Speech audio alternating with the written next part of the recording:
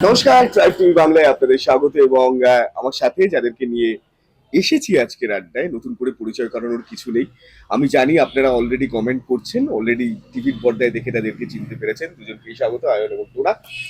Tribe TV বাংলায় প্রথমবার তোমাদের সাথে আড্ডা, এরকম আমার একদম আড্ডা মানে প্রপার আড্ডা, মানে চায়ের থেকে যেরকম আড্ডা হয় সেই ফিলটাই আমি পাচ্ছি। আমারও মনে হচ্ছে নর্থ কলকাতা তো নয়, এটা সাউথ কলকাতায়, বাট ওই যে আমরা রকি বসে আছি একদম চায়ের জায়গায় কফি, সেটা আমাদের জন্য মানে এনার্জির জন্য, যাতে আমরা ভালো করে ইন্টারঅ্যাক্ট করতে পারি, আড্ডা মারতে পারি আর তোমাদের এন্টারটেইন করতে পারি। সো যারা টিভির পর্দায় বা চ্যানেলের পর্দায় দেখছে তাদের জন্যই সবকিছু। আচ্ছা, লাস্ট কবে আড্ডা মেরেছো?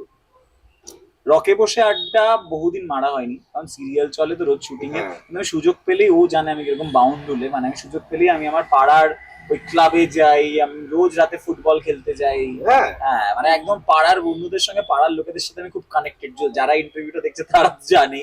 সো আমি ওরকম পাড়ার ছেলে, মানে আমি চাঁদাও কেটেছি একটা সময়, সরস্বতী পুজো থেকে শুরু করে দুর্গা পুজো। হ্যাঁ, মানে আমি ওরকম পাড়ার ছেলে যাকে বলে, আমি খাঁটি পাড়ার ছেলে। ডোনা, আমি কলেজ ডেজে। আচ্ছা, তারপরে আর এরকম রকে বসে আড্ডাটা হয়নি। এমনি তো আড্ডা ওগুলো থাকে। আমি তো ঘুরতে খুবই পছন্দ করি, মানে রাইট। একটা কি আচ্ছা, ডোনা কি কম কথা বলে? ডোনা একদমই কম কথা বলে না, ইজি হচ্ছে আস্তে আস্তে। কফির সাথে সাথে কফি টেম্পারেচার যত কমবে, ডোনার টেম্পারেচার দেখলি তো আমি শান্ত থাকলে সবাই বলে।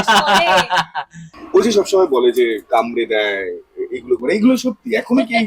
মানে কেন আমি এই কথাটা বলছি, কামড়ে দেওয়ার কথা কি মনে পড়লো, আমি স্কুল লাইফে এগুলো হতো, মানে মারামারি করলে, কোয়েট স্কুলে যারা পড়েছে তারা ভালো করে জানে যে এসব করলে তারা কামড়ে টামড়ে দেয়।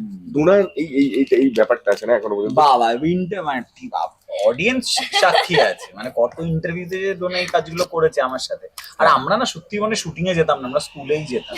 মানে আমি ব্লেসড, আমরা ব্লেসড যে আমরা ডায়মন্ড দিদি জিন্দাবাদে আমরা শুটিং এ যেতাম না, আমরা কাজে যেতাম না, আমরা স্কুলের বন্ধুত্ব, ওই আড্ডা, ওই টিফিন ভাগ করে খাওয়া, ওই মারামারি ঝগড়া। বন্ধুত্বটা স্কুলের মতো, এমনি রুলস রেগুলেশনস না, সব ফ্রি। সে তো জানি। বন্ধুত্বটা ওরকম বাচ্চা বন্ধুত্ব, মানে ওই পিওর বন্ধুত্ব, আমাদের ওই আড্ডা, মানে ওগুলো না ফাটিয়ে হতো। মানে তোমাদের কি বলবো, মানে আমি অন্য প্রজেক্টও করেছি, সব প্রজেক্টে আলাদা ভাইবস থাকে, বাট এই প্রজেক্টে না আমার মনে হয় স্কুলে যাচ্ছি, এক্সাইটমেন্ট। ওই যে বৃষ্টির দিনে তোমার খারাপ কেউ ছিল না, সবার সামনে বলবো। এনিওয়ে, ডোনার মতন মানি মিথ্যাটা বলতে পারবো না, শুনতে না থাক, বলো না, মিথ্যে বলো না, আমি চাই না বলো, কাট হবে হবে না রে, ফেক কিছু আজকে হোক, যেটা সত্যি সেটাই বলো।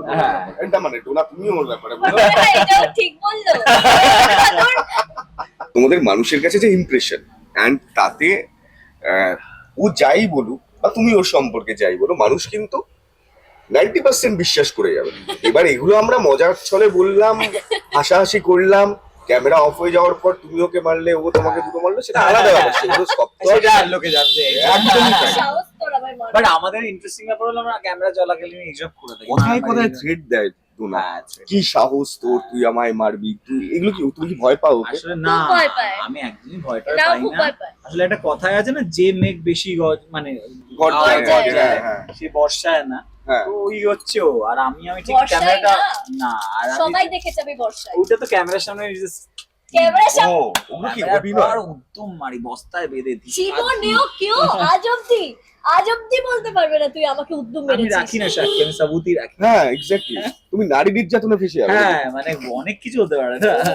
এই ছিল তোর মনে, এটা কারণ তুই যে নারী না, তুই যে হাড়ি, এটা লোকে বুঝতে পারেনি। ও যে নারী নয়, ও হাড়ি। আর এই হাড়ি আমি বাজাই, সেটা অডিয়েন্সের কাছে আমি আজ খোলসা করলাম। বলছি, ডায়মন্ড দিদি গুলো অনেকেই, আমরা প্রত্যেকটা প্রজেক্ট থেকে কিছু না কিছু শিখি, অনেক কিছু পাই। ডায়মন্ড দিদি থেকে কি কি পেলাম? একটা ভালো এক্সপিরিয়েন্স পেলাম, একটা ভালো বন্ধু পেলাম, একটা না অনেককে পেয়েছি, অনেকগুলো ভালো বন্ধু পেয়েছি, একটা অন্যতম ভালো বন্ধু পেয়েছি। ওর থেকে অনেক কিছু শিখতে পারলাম, ডেডিকেশন কি হয় সেটা আরেকটু বেটার বুঝলাম ওকে দেখে। ভালো, আর কোটি কোটি ফ্যান্স পেলাম নতুন, যারা আমাদেরকে আঁকড়ে রেখেছে, যারা আমার মন খারাপের ওষুধ হিসেবে কাজ করছে এখন। বাহ, হ্যাঁ, ভালোবাসা পেয়েছি, সম্মান পেয়েছি, লাভ, নাম সব পেয়েছি। আর ডেফিনেটলি প্রচুর ফ্যান্স কি ফ্যামিলি বলবো, যারা আমাদেরকে এত সুন্দর এখনো অব্দি এত খেটে যাচ্ছে আমাদের পেছনে, এখনো অব্দি প্রতিবাদ জানিয়ে যাচ্ছে না ডায়মন্ড বন্ধ হওয়াটা উচিত হয়নি, এখনো অব্দি আমাদের জুটি হিসেবে ওরা কামব্যাক চায়, রাইট। তাদের পেয়েছি, প্রচুর অনেক কিছু পেয়েছি ডায়মন্ড দিদি থেকে। অ্যান্ড ডেফিনেটলি কো অ্যাক্টর্স সবাইকে খুব ভালো পেয়েছি, এই পাগলটাকে পেয়েছি জ্বালানোর জন্য, সেও আমাকে এত টলারেট করেছে আমি ভাবতে পারিনি। রাইট। তো খুব সুন্দর টিম, শুধুমাত্র কো অ্যাক্টর্স নয়, ডিরেক্টোরিয়াল টিমও খুব ভালো ছিল, খুব কোঅপারেটিভ টিম ছিল, মানুষ বুঝতে শিখেছি, ভালো মানুষের সঙ্গে মিশতে শিখেছি, এইগুলো অনেক কিছু পেয়েছে তার মধ্যে। কি অদ্ভুত বিষয়, ধারাবাহিক হয়তো শেষ হয়েছে কিন্তু এখনো জুটি আমরা মনে রেখে দিয়েছি, ঠিক যেভাবে আজকের আড্ডাতে অনেক কিছু আপনারা পেলেন। এক তো ডোনাকে দেখতে পেলেন, কিভাবে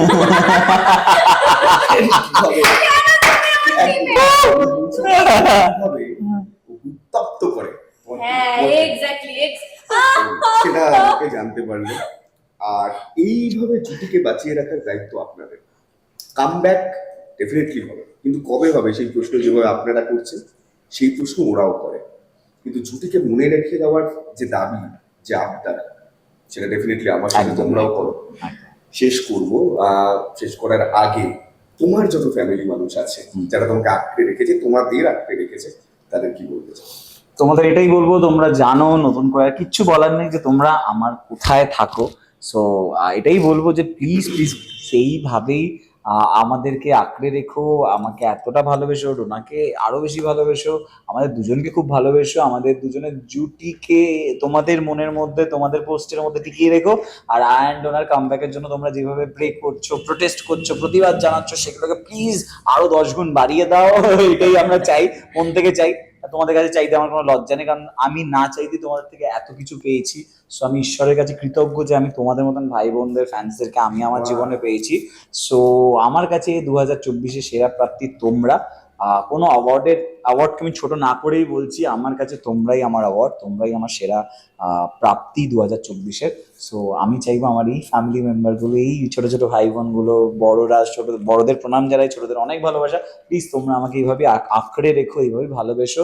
আর প্লিজ তোমাদের মধ্যে দিয়েই জানো বিধান ডায়মন্ড যদি বেঁচে থাকে, এইভাবেই তোমাদের পোস্ট আমরা রোজ দেখি, এইভাবেই পোস্ট করো, এইভাবেই এনার্জির সাথে এভরিডে নতুন নতুন পোস্ট করো।